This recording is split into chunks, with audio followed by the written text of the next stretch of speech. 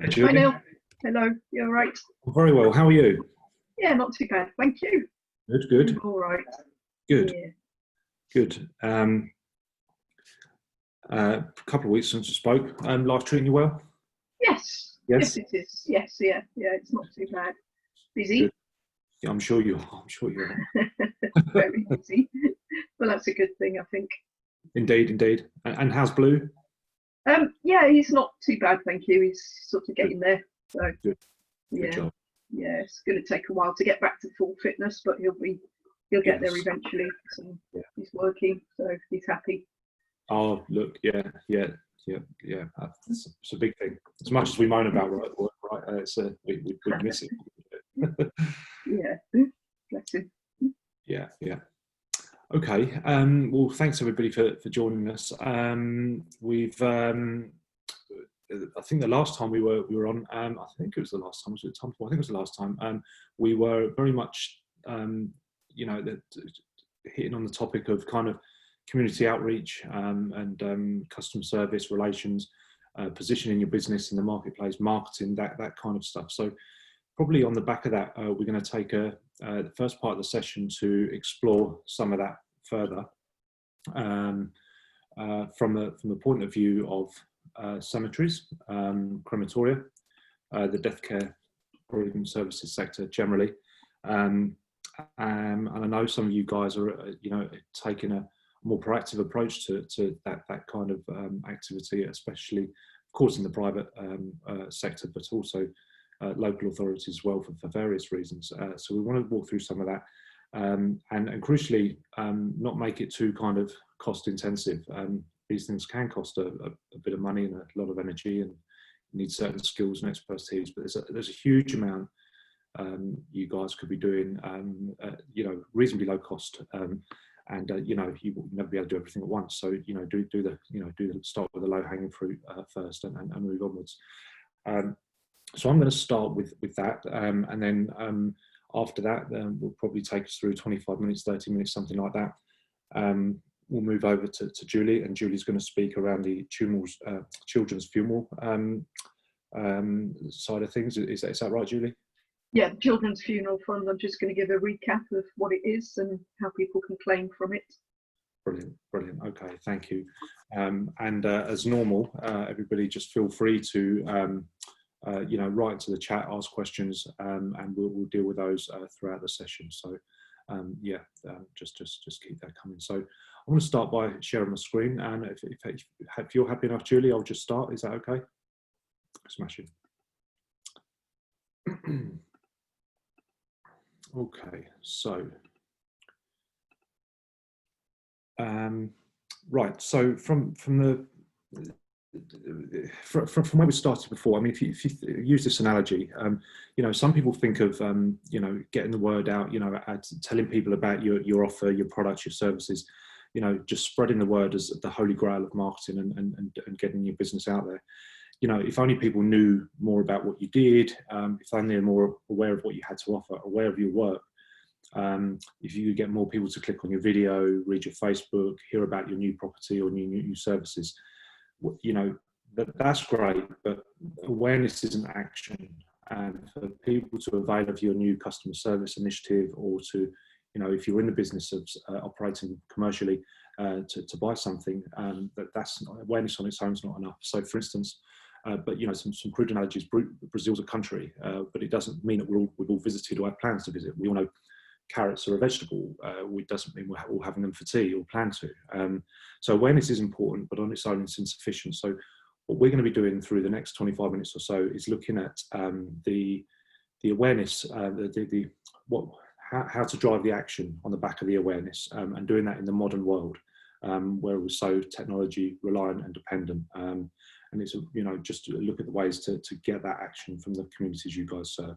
So what I'd like to sort of say is that regardless of whether you're under pressure to generate revenue because of perhaps the years of austerity that have been through the 2008 financial crisis, whether you're a private operator, you have a private operator that's moved into your area and taken a lot of your families away, Maybe you want to improve accessibility to your local authority sites, or improve customer service, or your aftercare. All of these things are equally applicable to what we're going to discuss today. We will use sales as an example because it's often the most obvious case, but you can apply most situations to all of these marketing initiatives that we're going to address here. And speaking to a number of you guys, whether you are kind of fit into statement 1, 2, 3, or perhaps another one, often what a lot of you guys say is, we do want to address it, but we don't have the funds, or we don't have the skills, the time, or the resources to do what we want to do. So we're going to, give you some of the basics, so that you might be able to get some of this done with the resources that you currently do have, without asking for wholesale change from the organisations that you're members of. So let's first think about our families. Your families have changed. So your families have changed. So back in the day, you maybe the buyer was on the left hand side. He's skeptical, Steve. He's tied to salespeople for information because he doesn't know. The salespeople are his only source of information. There's no internet. For example, he needs procurement to help him buy stuff, and he's skeptical of salespeople, and that's natural. I think we can all identify that in a place and time. On the right hand side, you've got Rebecca. Rebecca lives in the modern world. She does her own product research. She does it online. She does it via social media. She's in control of the buying process because she has so much more information available to hand. And she expects salespeople to help her learn, right? So to help her learn about the products and services you offer, if that's end of life, whether that's a new car, whether it's a pair of trainers or a holiday. She wants the salespeople to help her learn about her decision so she can make the right decision. She doesn't want to be sold something, pushed down a route that skeptical Steve might have done. So here's a chart. This research was done by HubSpot back in 2019, and it asked salespeople, how, compared to 3 years ago, do you see that buyers are more or less dependent on salespeople for their buying process? And you can see almost a whopping 60% of people there saying that buyers are less dependent on salespeople, and that's for all the reasons we just mentioned. For instance, the availability of reviews online, information online, websites, social media, all of that stuff. So buyers are empowering themselves to become educated outside of speaking to an organisation. So your salespeople. So back in the day, you might have been Marcus, hopefully not, but he's very kind of negative, trying to persuade and spin, bordering on manipulation. That's obviously not a good place to be, especially with what you guys all do. Lone wolf mentality. I'll just do it. I'm going to reach my numbers. I'm going to do reach my objectives, and just wouldn't collaborate with his peers and so on. Whereas in the modern world, you've got Hayden here. He wants feedback. He wants coaching from his boss. He embraces technology, and he's pushing his managers and his organisations to use more of it. He knows that competition is about collaboration with peers, best practices, sharing what's learning. And this is the key point here at the bottom. He challenges and teaches and advises his customers. So just like what Rebecca wanted. So that's the key point here. So he's helping the buyer make the right decision rather than necessarily pushing them down a road that they want. And there's lots of ways for us to do that. So let's just have a look. This kind of sets the scene a little bit. I think we'll all recognise a lot of the things, especially on the right-hand side here. And so this is a way for us to start thinking about how we're going to win customers. Outbound marketing on the right hand side. So this is the traditional form of marketing that many of us would have grown up either delivering or experiencing from other companies. One-way communication, so company to person. Big display ads in magazines, on the roadside and so on. Very intrusive in nature, very sales pitch oriented. So I'm going to interrupt what you're doing and I'm going to tell you about what I want you to hear. Salespeople in control of the processes. There would have been advertising on social media, very promotional driven, so kind of 50% off buy now, better terms if you come in by the end of the month, all this kind of stuff. And in essence, what it boils down to right down the bottom there is you chasing customers. So there's a customer, I've got to run after them, I've got to quickly tell them what I've got, and I've just got to push them through the sales process to do whatever I want them to do. But ultimately, if you were in that battle, there'd be the people with the biggest budget on the right-hand side wins, the big companies, because you couldn't match that. But on the left-hand side, you've got inbound. So this is the modern world. So it's not now more about two-way communication. You've got social media, you've got reviews, you've got lots of different platforms for people to interact. You've got lead nurturing. We're going to get into that later. We're going to show you how to nurture leads. The buyer's much more in control. So through the websites that you guys have for the moment, your buyers are going to be able to research all the options in their local area. You're going to need to optimize your website for the search engines. Educational content, you want to put that out there. It's really important. We'll come to that. So, but it's almost the flip of the stuff on the right hand side. This is about helping customers find you. So when they're at home and they're sitting on their phone in front of the TV on a Thursday night, and they've got this thing it's on their mind, and I must do this. They're going to turn to their phone and they're going to do it. So you've got to make sure that your products and services are in the places where your buyers expect to find you. And like it or not, as much as we need the offline, we need the face-to-face, we need the offices and all of that, you've also got to be online, and you've got to be doing it well. And if you're not, then you're somebody will do it in place of you do it. So that's a little bit of a split from the old world to the new world. A customer of ours, they dug into their archives, and very, very thankfully to they shared this content with us. So this is from like the 1950s. You can see obviously how it's dated, but there's a few problems with this ad. So look, it doesn't cost anything to listen. So look, come to us, listen to what we've got to say. Listen, I want to say something. You listen to me. We promise no high pressure sales. So it's obviously a very commercial organization, but if they're having to put that in the center of their ad, why are they having to do that? Because obviously they've got a reputation, or the industry does. This is an American ad, by the way. And they just, there's probably a perception that they're going to get sold to by Marcus from the previous screen, who's just going to, pitch them. And then finally, this opening line, we'd like to show you a selection of our new property. So it's very much on the terms of the seller. We want to show you. So it's not kind of helping the buyer with their decisions. It's just all about what the cemetery want the families to do. Here's another one. So it's a free family heirloom Bible. If you take a tour of this memorial park, this burial ground, so in many ways in the modern world this wouldn't work, because people are much more time poor right now.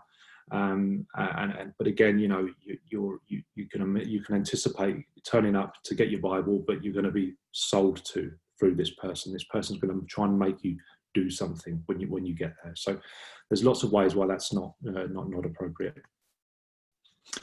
And look at this.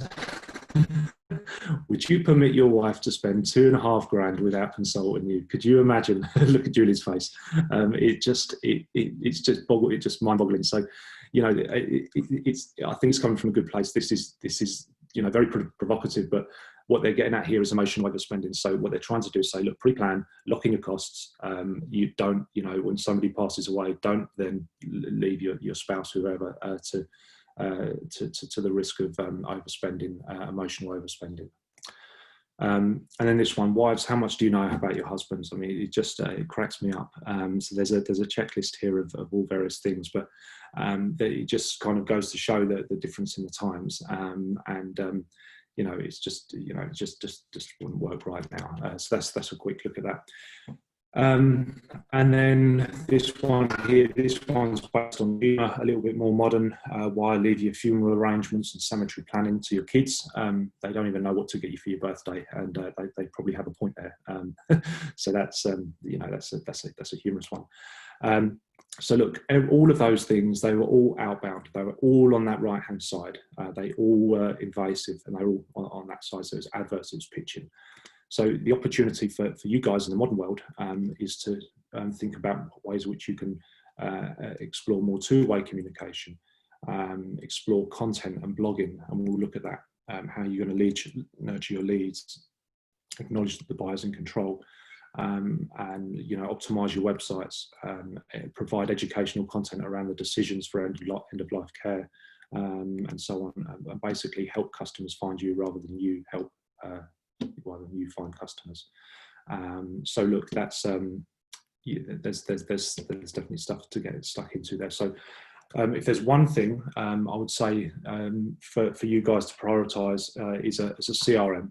So do think around getting a CRM in place, whether you have one now or not. Maybe your council has something. Maybe there's something you just get for your team. There's lots of freebies out there. There's some paid versions, but the first step is to start digitising not your deceased records, of course, but you know, the data relating to your communities, and that's the first step in effective modern marketing. So you definitely need to consider that. So the cause and the action you seek. So, you know, we've mentioned sales. Please remember, we're not just talking sales. We're talking customer service.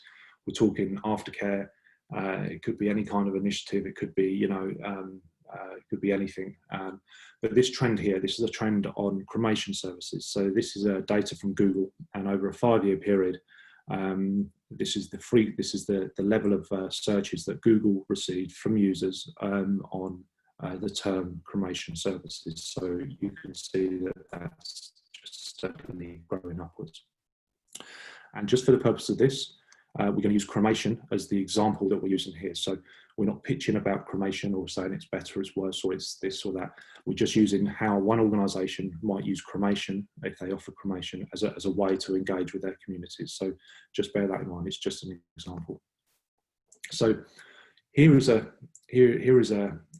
process of, you know, that your communities will go through in this model, in terms of being strangers to your organisation, not having any awareness of what you do, to becoming promoters of the business or the organisation or your cause or whatever it is you do. So they're going to be strangers on the right. They're going to become visitors in the middle. They're going to turn into leads, customers and promoters. And again, there might be some nuances there depending on the nature of the organisation. And then at the bottom there, across that bottom row, you've got lots of different kind of pieces of activity. And those activities are the types of thing you need to be doing at each stage in order to facilitate your community's journey through those stages.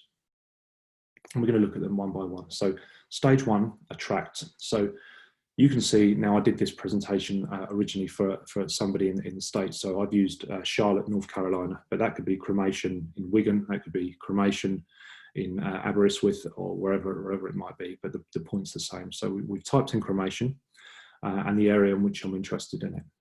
As you can see, Google has returned this at the top here. So this is an ad. It's a Google ad. It's a paid ad, and Boston's Mortuary have paid for that to be there. The stuff below is a map where Google recognises all of the cremation businesses are in this town, and that comes from their My Business profile, and we'll come on to that later on. So this is paid search. Okay, so this is where this is what Google is showing people because they're taking out ads. There's a second way, is keywords. So imagine I'm starting to think about pre-planning, and should I be buried or cremated? And this could be anything. You know, we're using this as an example. This could be, cemetery rejuvenation projects. How can I help? You know, how can I help cemeteries do whatever? So, but this is the search term we're just using as an example. So what this has returned, that Google recognises this is a question, and it's said, and it's found us a blog that answers that question. So this is the first result on Google. And this funeral home, they've given a very, considerate, kind of, this is the pros, this is the good things, this is what you might not like about each side of it. But they've answered the question. So what they're doing here is educating the buyer or the searcher on their options. So they've done very well there. Then you click through on their blog, and this, you're now on their website, and these are the answers to the question that you typed into Google. So that all of a sudden, the business has attracted you to their site without you even having heard of the business, and now you're there on their site and engaging with their content. They're very effective. So let's go to convert. So imagine you've just read that blog. We're looking at a different blog right now, but just to make the point. So you're on that site. You've read the blog. You're down the bottom.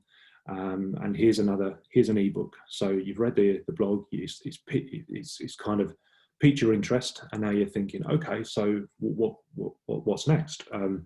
Well, here's a really helpful plan. So this is plan a memorable cremation funeral. Well, really, you can have cremation funerals. I didn't know that. Okay, so I'm only used to on the burial side. How does that happen? Well, that, you know, all I've got to do here is just provide my name. There's Neil. Enter my email. Okay, for that high value piece of content, I'm prepared to give you my email. So download the guide, and I've now given the organisation my contact details. So I'm on the site. I'm on it's a different site, but you know, again, I'm looking for ways to enable the visitor to my website to be able to convert, to be able to engage with me. And there are 6 places on this one page of different ways for this for the prospect, for the site visitor to engage with the organisation.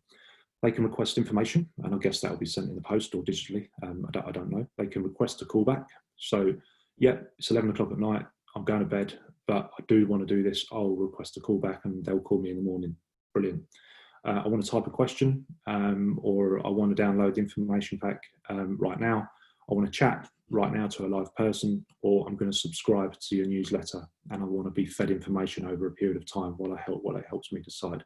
So there's lots of very effective ways on this page for you to attract, to build a relationship with your prospects, with your community. Again, whatever you do. So whether it's sales, soft community outreach, whether it's volunteers you're trying to seek to help you with the projects in your cemetery. All of these techniques are very valuable to help you with that, whatever community engagement you're doing. Okay, so let's say you get that conversion. So whether you're in the you converted on the blog and you downloaded the ebook or the memorial guide, or you said subscribe to the newsletter, that your email then goes into a CRM. Okay, so and that now you become a lead as such. So now the company know about you and you know that you've expressed interest. So now your data is in their CRM. And we'll click through and we'll look at close. Okay, so what close could mean: close a sale. Close could mean register to help us with this volunteer project that we've got on, this mapping project, whatever it might be. So remember, we're talking any kind of community engagement and what that might look like. So let's say somebody provided some contact details and said, yes, so I'll sign up for the newsletter. So what that means then that they're going to be sent a sequence of emails. Now, the worst thing you can do in that case is say, right, here's a newsletter, it's coming out, buy now, buy this plot, or you know, register to attend right now to help us with this project. You want to nurture them, you want to bring them with you, you want to warm them up over time, because it's quite possible, because they've clicked newsletter, that they're not ready to engage directly. They're not ready to commit on the phone, or commit to an event, or commit to a meeting, or commit to a purchase. They want to be warmed up. They want to learn more. So do this over time and take your time. So in this case of cremation, 5 things you didn't know about direct cremation. Okay, so if I'm thinking about cremation, oh, I didn't know there are different types of cremation, and gosh, there's actually a lot of things I don't like about direct cremation. I hadn't even thought about that. I thought that cremation was the only decision I had to make. Well, it's not. There's a lot there. Email 2 could be 10 days later. Is cremation as really cheap as it sounds? So again, you know, a very punchy subject in your email, because cremation's cheap, right? Oh, gosh, there are some other costs I need to think about. There are some other things that, you know, that don't appear when I see the headline figures. Okay, so I'm learning about this, and I'm opening the emails they're interested in. Email 3, a ceremony, a memorialisation of cremation. Gosh, I never thought of it that way. I thought it was just much simpler, much more kind of narrow, rather than, you know, more options available. So again, you're just educating these people. And then burial and cremation. Let's help you get both right. So whatever you're interested in, whatever option feels best for you, come to us. We're having an open day, and let's talk. No pressure. You know, we're serving pizza, we've got drinks, we've got tea, we've got sandwiches, whatever it might be. Come along and, you know, just explore more. So you can ask them at number 4, come and engage. You didn't want to do that at the start. it's too soon. It just frighten them off. It won't work if you do it at the end, and they're probably far more comfortable engaging with you to do that. So that's how you nurture leads by email, and how you gather that information at the start.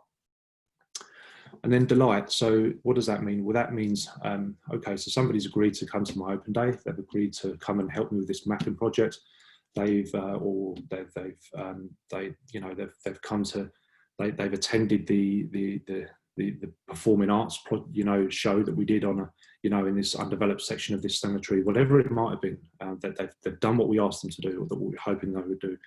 How do we turn those into promoters of our business? Well, again, so I said, if there's one thing you should do, if you don't already have it, is put in place a CRM if you've ambitions to engage with your communities. So number two, or equally as important, every business on this call will have a Google My Business profile. Now, whether it's populated or not is another thing, but make sure that your Google My Business profile is populated. It's an absolute no-brainer. It's the first thing Google will show in conjunction with their ads to the searchers. So here I've searched Archdiocese of San Francisco Cemetery, and again that could be crematoriums in Kent, and it's the same principle. So on the site, on the right hand side, they've identified that Holy Cross have a cemetery there in San Francisco. There's a link to their website. They've got 27 reviews. It's 4 out of 5, 4.7 out of 5. Great. Okay, that sounds like really high quality service they're providing. I'm gonna engage with them. Again, social media. So this is another cemetery and funeral home. So if you are on social media, encourage people to leave your reviews. So again, 4.3 out of 5 for these guys. And this place has been recommended by 18 people. So again, really important. So you're doing all this work online. You've got to make sure that when people engage and end up on your site and on your profiles, that you're proving the concepts. You're proving the service. So rather than just saying, look, we offer great service, we offer great prices, we really care. All of those things are true, but how are you going to prove that to them? And the way to do that is through reviews and community feedback. So make sure that you're doing that. Again, similarly, another Facebook page. What's good about this one? These guys are very proactive, so they're as active on the site as on Facebook as their community are. So Bertha here, she's left a review. Sounds like she was very happy. So what Inglewood Park have done, they've commented and said thank you very much, and so on. So because they've engaged with her on Facebook, what Facebook are going to do now is then spread that out to Bertha's network. So it's not just kind of staying on the page. There's potential there for all Bertha's connections, friends, family, then to see that she's been happy with the service. And you know what? Some of Bertha's friends, they like it. They're then now up here and they're saying learn more, or they're on the website and possibly by very organically starting a new process. So plenty of ways there for to take strangers on the left hand side and bring them through to promoters. And again, whether you're in the business of selling, raising service levels, you want community help for a project that you're doing, whatever it might be, that's an equally viable solution for whatever projects and priorities you guys have got on. So 3 takeaways: CRM. If marketing and positioning and outreach is important to you in the modern world, absolutely need a CRM. If you don't have one, there's lots of freebies out there. There's some paid versions. Just see what works for you. Chatbots, very important. So this is kind of for your out of hours engagement. So again, I'll use the example of sitting on the sofa on a Thursday night, because there's no way I'm able to ring the cemetery during the day because I work and there's kids and all this stuff. So these things, they're off the shelf, they're cheap, they're not overly technical, they can be implemented pretty easy, and it just helps you then when you've got people on the website in the evenings or out of hours or through the night or whatever it might be, or during the day. These bots, they can communicate with your site visitors and they can message them.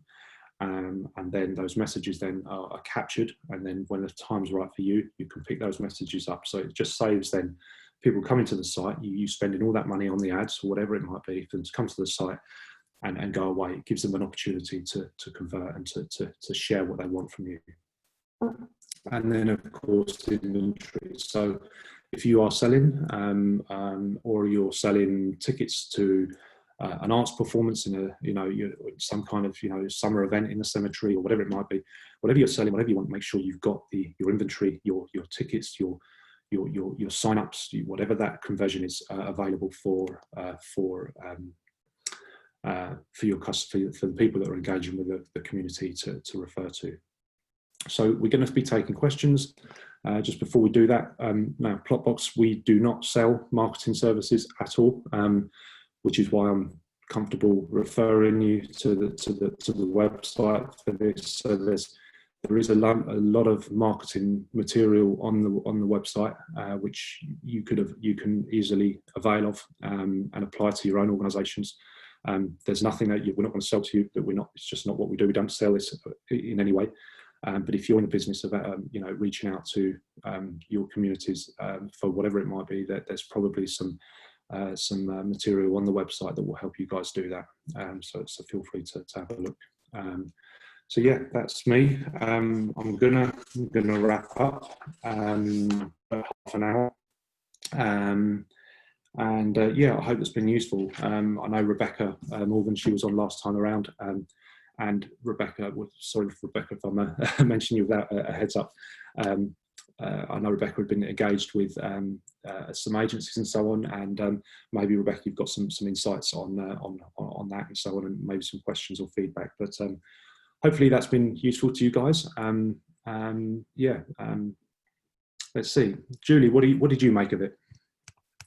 Yeah, really good, really interesting. It's I love that you can sort of almost see the reflections in the changing society from those adverts from the 50s and 60s right to the modern day. The attitude to, it's really interesting, isn't it? Yeah, no, so much. No, it is indeed, and like I say, like we've used sales there as some of the most obvious examples, and it doesn't have to be sales. It could be, like I said, volunteer projects, mapping, assisting, digitizing records, could be entering record, finding volunteers to enter paper records into a digital system, whatever it might be. Whatever you need your community to help you with, you just do the same sort of things. So. Yeah, and I think it's something that sort of the next generation are just going to be so au fait with. It's still, computers and IT are still a bit of a mystery to some of us. And things like social media, it's a whole new ball game, really, isn't it? I know, it really is, and it can seem overwhelming because there's so many options. Where do you start? What do you do? I think our advice is.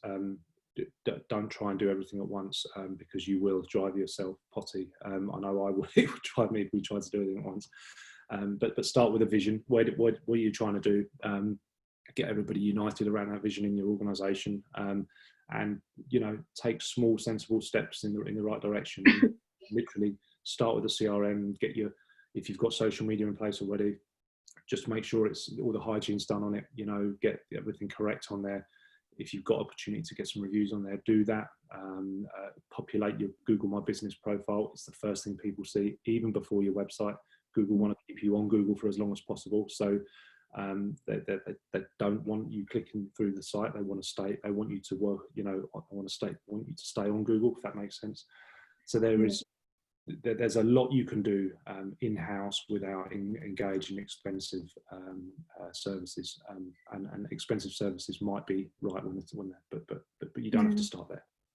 There's some interesting things coming up on the chat, Neil. I'm not sure if you've seen it yet, but about leaving reviews.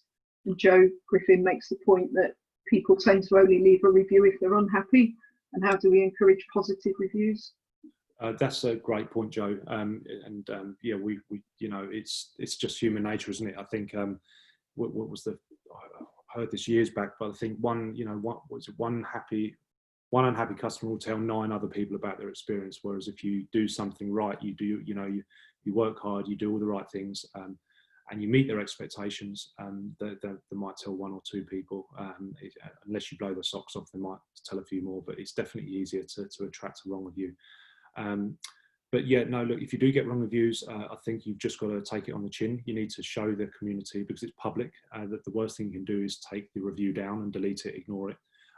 Whether you agree with it or not, you should acknowledge it and state your reasons. Now, if it's particularly contentious, take some time over it and try not to make it worse. But you've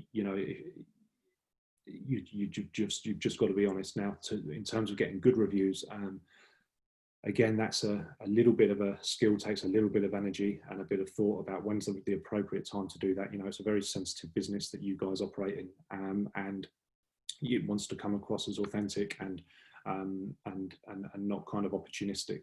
So you need to think about the time and place for that to happen, depending on the situation, and only you guys will know that. But it's very important. And if I talk about revenue, if revenue generation for the bereavement services organisations that you guys are part of is important, it will be a factor in how much revenue you generate, depending on what people find online. 100%.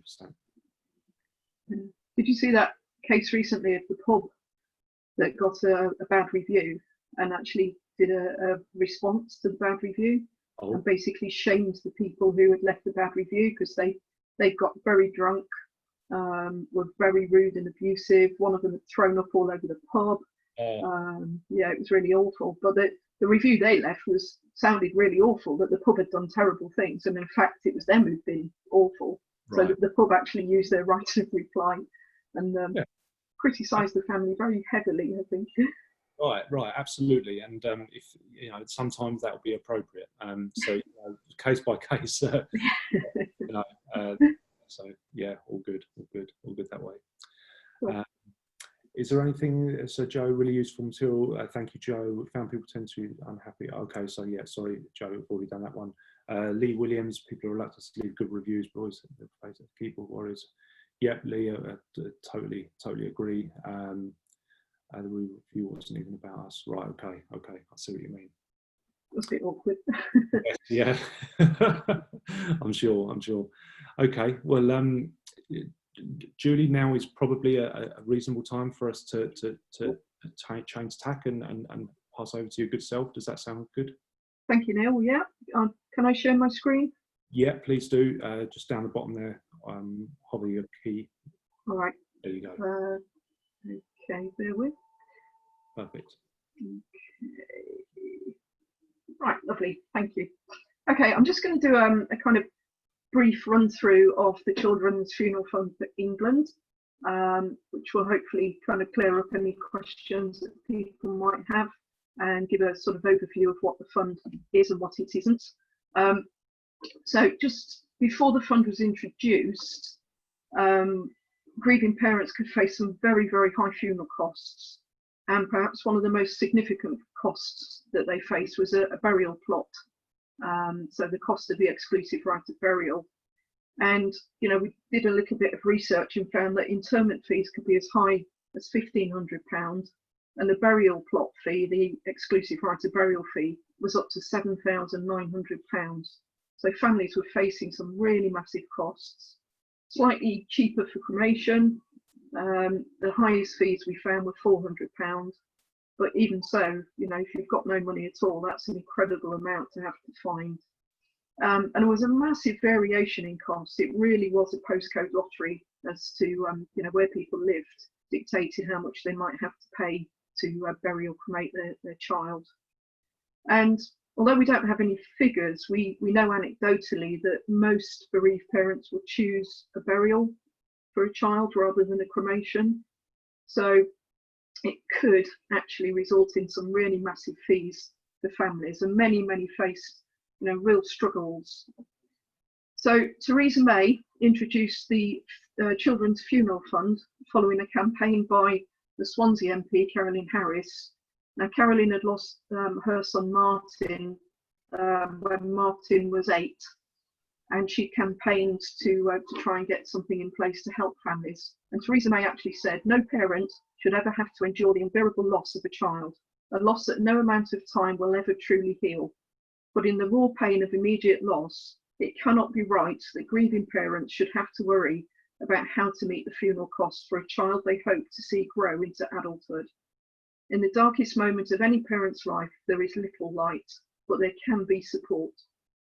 And so the campaign led to the setting up of the fund, which started on the 23rd of July 2019. So it's been in operation just over a year. So what is the fund? Well, it's a central government scheme. It's administered by the Ministry of Justice, and it provides funding for the funeral of a child or baby. And the child has to be under the age of 18 or be a stillborn baby after the 24th week of pregnancy. So quite a strict definition. So under 18 and stillborn after the 24th week of pregnancy. And it's available regardless of the income of the child's family. It's not means tested in any way. It's also available regardless of religious faith of the child or of their parents or their guardian or carer. And there's no nationality or residency requirements. It applies to England, but Wales has a similar scheme, and it doesn't apply in Northern Ireland or Scotland, although they're considering similar schemes too. So it was set up under the Social Fund, brackets, Children's Funeral Fund for England, brackets, Regulations 2019, known as the 2019 Regulations. And it pays the burial or cremation costs, which are probably the biggest part of the funeral fee. As I said earlier, it includes the actual plot for a burial. Funeral directors and burial and cremation authorities claim reimbursement directly from the fund, meaning that families don't need to pay out and claim money back. Families shouldn't have to pay for a cremation or a burial in advance. It should be claimed by the burial or cremation authority. So funeral directors can claim some of their costs using an online claim form. And what they'll need to do is fill in the form and send receipts and invoices, either with the fees being claimed marked clearly and broken down, or one invoice for only the items being claimed, or a separate invoice for each item. VAT is part of the cost, and the retail price can be used, not the wholesale price, but the retail price. The funeral director can send originals or copies, and they need to send a copy of a certificate for burial or cremation to prove that the funeral has taken place. So the form is quite simple for funeral directors. Bit of blurb at the start, then it asks about the funeral director business, just information about who they are, whether they're part of an organisation. It then asks about the child who has died, and then about the funeral, and then asks for enclosures of relevant invoices or receipts, how the funeral director would like to be paid, and a declaration. So fairly straightforward. The family don't claim it, the funeral director claims it. So the family shouldn't be paying out for the things that the funeral director is claiming. And then it tells the funeral director what they need to do with the form. And a very similar form exists for burial and cremation authorities. It's a separate form to the funeral director one, but it's in the same location. So you can download it from the website there. And again, it will ask some general questions and also illustrates what the burial and cremation authority can claim. So the things that the burial and cremation authority can claim when it applies to burial, and that is whether it's for the burial of a body or for the burial of cremated remains. So the burial authority can claim for the burial plots and the right of burial, carrying out the burial, ongoing maintenance of the plot where that is charged separately to the right of burial, and the renewal of the right of burial, the permission to erect a memorial, including a headstone, but not the memorial itself, just the permission to erect it, and a third-party gravedigger where the authority contracts a separate gravedigger where they don't dig the graves themselves. So the authority can claim those costs. For cremation, whether or not that's followed by the burial of cremated remains, the cremation authority can claim for the carrying out of the cremation, the scattering of cremated remains, the storage of cremated remains in a columbarium or similar facility, the completion of any certification to authorise the cremation, a private post-mortem exam where required by the medical referee for the cremation to be authorised, and permission to erect a memorial, not the memorial itself, but just the permission to erect that. So looking at the ongoing costs that can be claimed, it said that you can claim for the maintenance of the plot. Well, this can be claimed, but only where it's a condition of the right of burial. So it's charged separate to the right of burial, but the right of burial says the ongoing maintenance has to be paid. And it can only be claimed up to the time that the child would have reached the age of 18. So it's time limited. And the same applies to where the rights of burial might run out. If the rights run out before the child reached the age of 18, they can claim for the costs, ongoing costs of burial, up until the time that the child would have reached 18. The same for permit to erect a memorial. There is a time frame for claiming this, and all claims to the fund should be made within 6 months of the funeral. It doesn't mean that you have to put all your claims in one. You can actually claim several times for the same funeral. So it might be that costs come up that you didn't anticipate or that the family are faced with later. So you're not committed to one claim per case. So you can claim for a memorial, because some authorities insist on a period following the burial for the grave to settle. So it may be that the family are not able to put a headstone on for a number of months. But as long as the claim is made within 6 months, then the permit costs will be met. So what expenses can be claimed for? Well, in the case of funeral directors, they can claim for the cost of a coffin, a shroud or a casket, or any other receptacle or covering for the body, up to a maximum amount of £300.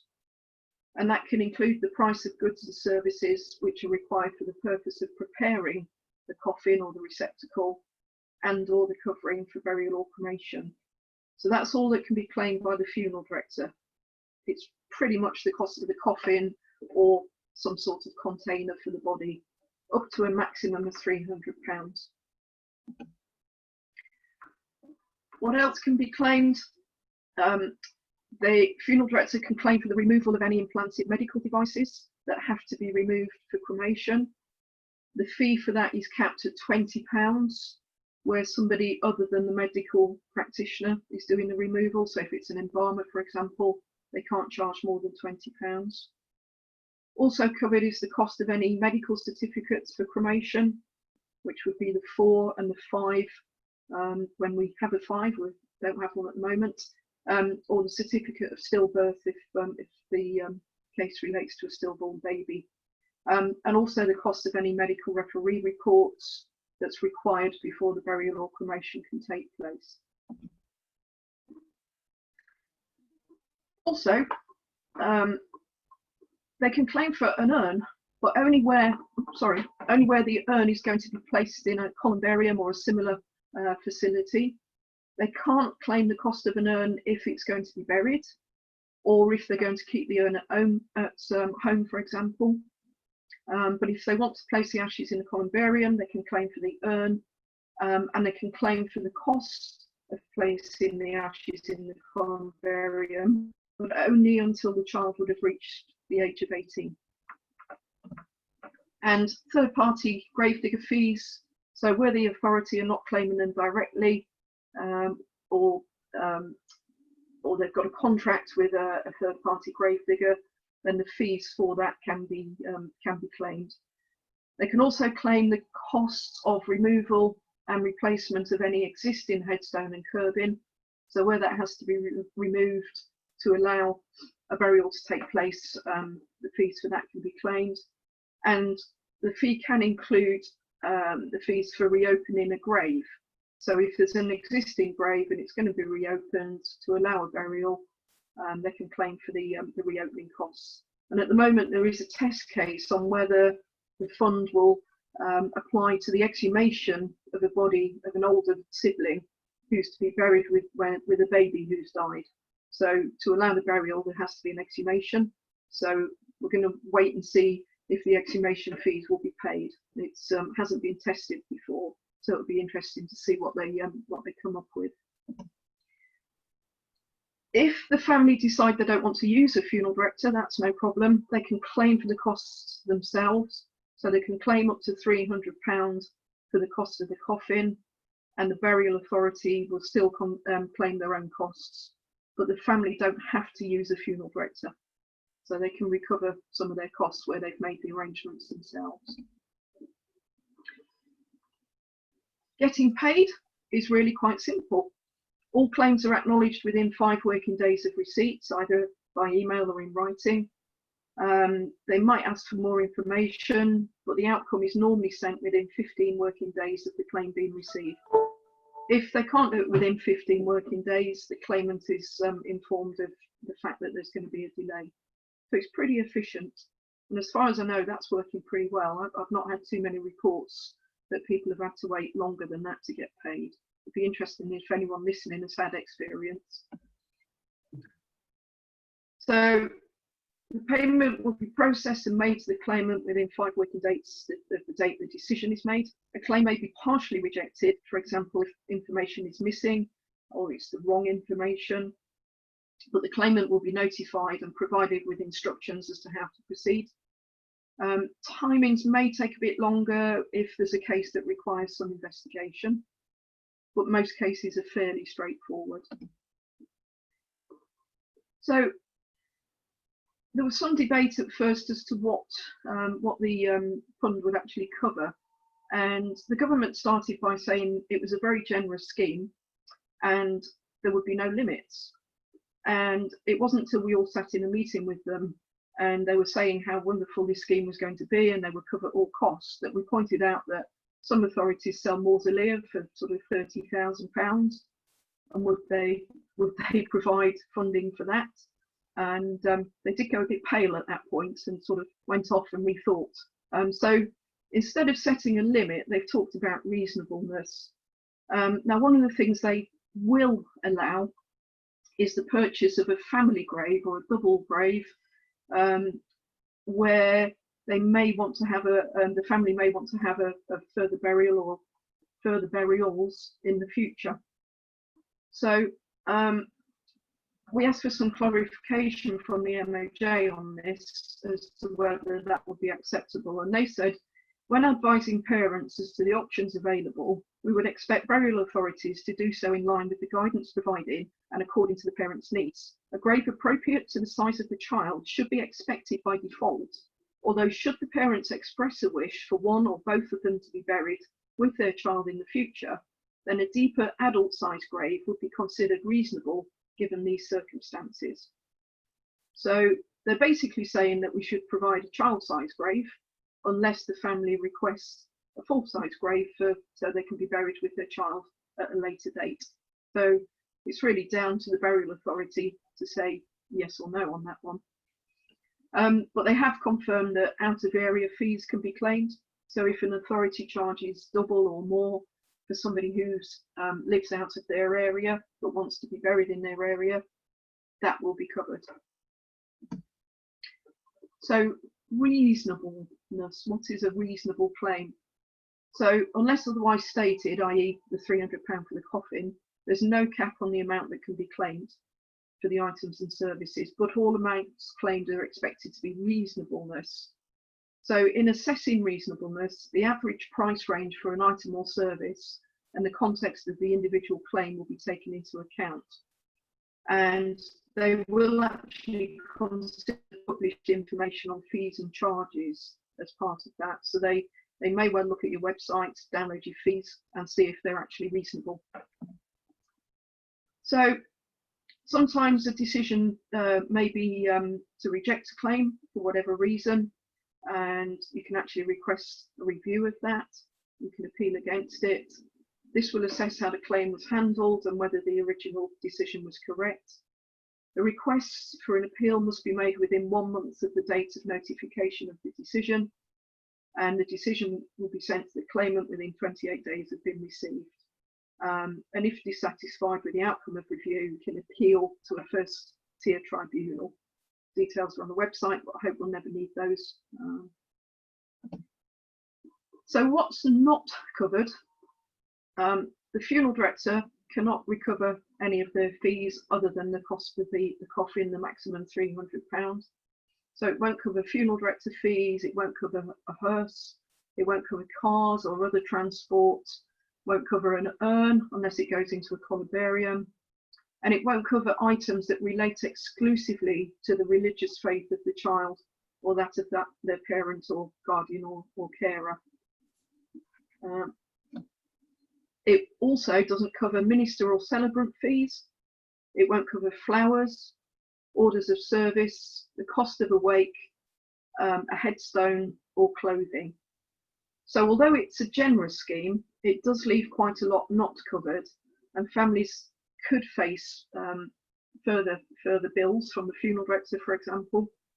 So it doesn't mean that they get the funeral entirely free.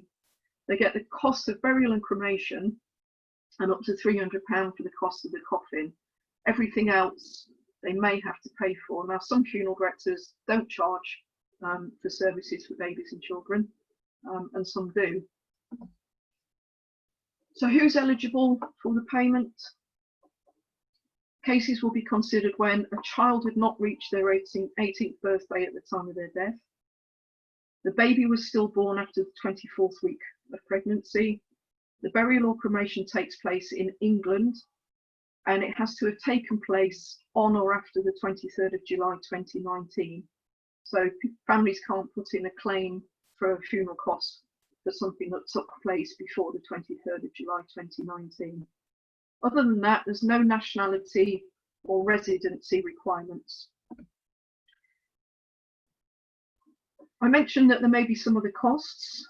People who are on qualifying benefits can apply to the Social Fund Funeral Expenses Payment Scheme for any necessary reasonable costs related to the funeral, which are not met by the Children's Funeral Fund.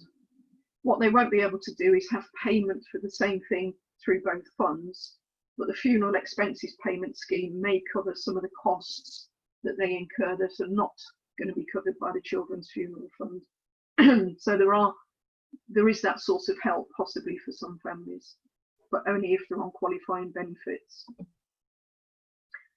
Very occasionally there may be no body to actually have a funeral of, and in those circumstances then funding is available for the fees charged for the permission to erect a memorial, which the authority would claim. They can't claim for the actual memorial, just the fee for the permit to erect it. The MOJ stated that they didn't expect authorities or funeral directors to start charging after the scheme was launched if they didn't charge before it was launched. So if you provided services for free, there'd be an expectation that that would carry on and you wouldn't make a claim to the Children's Funeral Fund. I know some authorities did introduce a fee. I'd be interested to know if anybody did and if there's been any issues with them getting payment from the fund. But if you weren't charging before, don't start charging now, basically.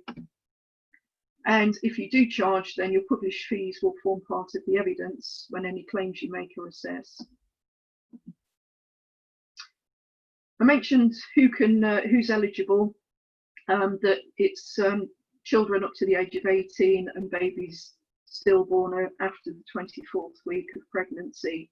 It doesn't cover babies born or babies delivered under 24 weeks of pregnancy, but an authority can decide if they charge for that or not, and I know many don't. But for what we would call a pre-24 week baby or a non-viable baby, their funeral costs would not be met by the Children's Funeral Fund. Okay, so thank you for listening. If there's any questions or comments or experiences, it'd be really interesting to hear those. So yeah, quick run through of what the fund is. Thank you. Brilliant, Julie. Thank you very much. as ever, I'm learning a huge amount from these things. There's a ton there, so thank you very much for that. Joe asked, Joe Griffin, do you need to inform the family that you'll be claiming? I think it would be wise to, yes. Yeah. I think it's you need to reassure them really that they don't need to pay anything in advance, because they may be worried that they might have to fork out for the cost of a grave or the cost of the cremation and then claim it back, but they don't have to. So it's really reassuring them that there's no cost for your services to them, and that you will be claiming for your costs from the Children's Funeral Fund. Right. Okay. Thank you. And Julie, I know you said the permit, the fee to erect the permit is covered. Yeah. The memorial isn't. Would and I know you said some funeral directors would cover the cost of some things if they felt there's no obligation for the cemetery or the funeral director, for instance, to place a memorial on their behalf. No obligation. No. Normally, the funeral director will not charge for things like provision of a car transport to the cemetery. Mm-hmm. They may include some flowers, for example, but I don't think they go as far as donating a headstone. Right. No, that's understandable. Yeah. And so it's been going since 2019. Is that right? 2019. Yeah. July 2019. Very good. Yeah. And any, I'm sure you hear from, operators up and down the country. Any early indications as to how well the scheme's performing in its early days? Yeah, I think most of the people I've spoken to have had good experiences, which is quite unusual for for a new scheme. I think I've not had anybody come back to me and say they couldn't get funding. There was some concern kind of early on about the risk to the burial authority. So if a family came and said, well, we want a family plot, we want, this prime location, so the most expensive option, for example. Yeah. The burial authority wants to allow that, but there'd be no guarantee they get the funding back for that. Right. So I think there was some concern that families would be going for the top dollar graves, yeah. And that burial authorities may end up out of pocket, but I don't really think that's happened. I've not had any reports of that. Okay. And in fact, sometimes where family graves have been chosen, the fund is paid in full. So as long as it's reasonable costs. Fine. Okay. Understood. Thank you. Julie, how are you for time? I know you've normally a meeting now. I've got DMAG, but I've told them I'm going to be late. So. All right, we'll cover these off. They're coming through. So another one from Joe, just because it was their first. With nobody, can you claim for the plot if a memorial is being placed? Well, it doesn't say you can. It just says you can claim for the memorial permit. But it seems unfair because you can't really have a permit unless you've got a grave. So it would seem unfair not to cover that. But that's how it's worded. What they committed to do was to review it after 12 months. To see how it's worked and if there needs to be any tweaking, and that might be one of the things that may need to be tweaked.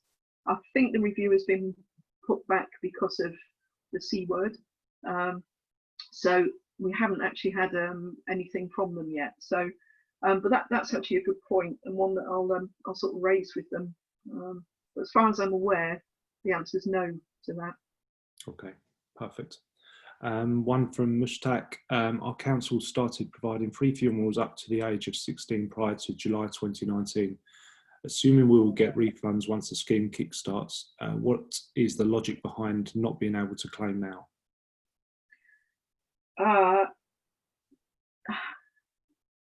You want to sort of reclaim all the costs that you did for free?